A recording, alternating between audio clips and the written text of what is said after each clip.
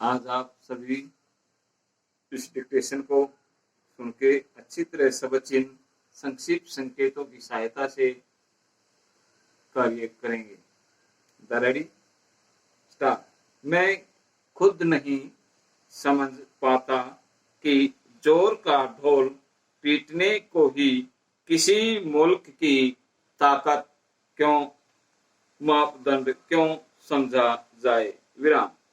पुराने जमाने में तो ऐसा होता था, लेकिन आज के जमाने में तो किसी मुल्क की ताकत का अंदाजा इससे नहीं लगाया जा सकता कि वह कितने जोर से ढोल पीटता है या नारे लगाता है। विराम।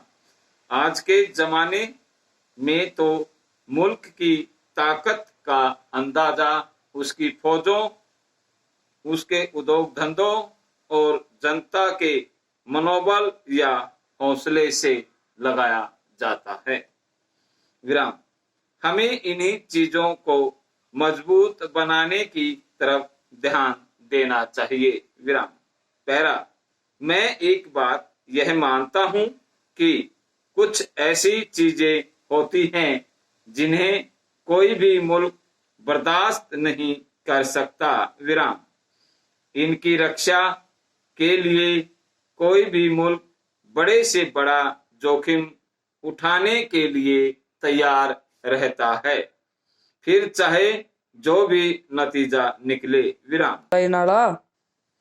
लेकिन मान लीजिए कि कोई मुल्क अगर अपने आत्म सम्मान और अपनी इज्जत के लिए डटने के साथ ही कोई ऐसी कार्यवाही कर दे जिसे कि दूसरा मुल्क अपनी इज्जत और अपने आत्म सम्मान पर हमला समझे, तो फिर उसमें एक अड़चन पैदा हो जाती है। विराम। दोनों मुल्कों में आगे बातचीत होने की कोई गुंजाइश ही नहीं रह जाती। विराम। पैरा। मैं चाहता हूं कि माननीय सदस्य इस फर्क पर गौर करें। विराम। ऐसे संकट के दिनों में अपनी हिफाजत के लिए डटना और अपनी ताकत मजबूत करना बिल्कुल ठीक है, बहुत जरूरी है। विराम।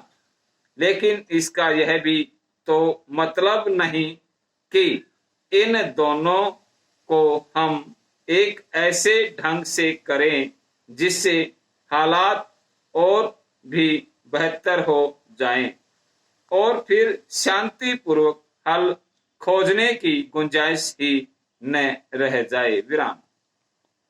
मेरा तो ख्याल है कि परिस्थितियां जो भी हो, हमें हमेशा शांतिपूर्वक समझौते की गुंजाइश बनाए रखनी चाहिए, लेकिन उसमें अपने देश की इज्जत और अपने आत्म सम्मान, अपने देश की भूमि के सौदे का कोई सवाल नहीं होना चाहिए। विराम। अगर हम इसका ख्याल नहीं रखते तो हम दुनिया के सामने अपनी स्थिति को मजबूत नहीं रख सकेंगे। विराम समाप्त।